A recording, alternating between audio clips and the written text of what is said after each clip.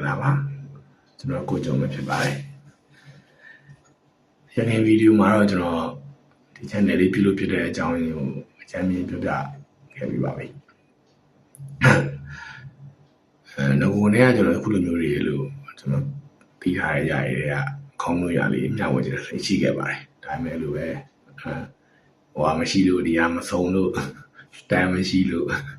မွဲပြုတ်လို့အဲ့လိုရှောက်ပြီးတော့ကျောင်းမျိုးပြပြီးတော့ပြုလုပ်ဖြစ်ခဲ့ဘူးလေအခုတော့ကျွန်တော်မဖြစ်မနေလောကမှာကိစ္စတွေပေါ်လာပါတယ်အဲ့ဒါတော့ကျွန်တော်အားပေးတဲ့အသေးဗီဒီယိုမှာပါတယ်အင်ကြီးအသေးမို့အဲ့အသေးက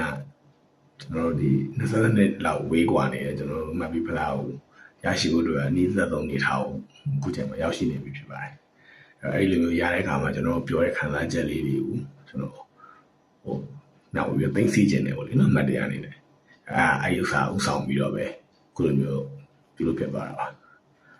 ကျွန်တော်အစနေပြိတ္တပါအဲ့တော့အပိလာတာ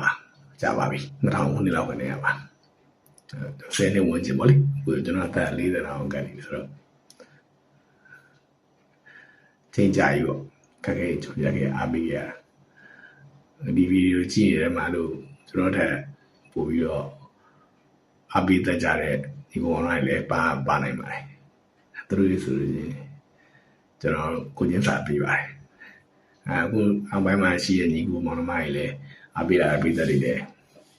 အားပြောအဆင်နဲ့ဆိုတဲ့လူကိုအောက်မှာအချစ်ကြရမယ်နော်အဲ့တော့အကုန်လုံးကြာခင်မှာ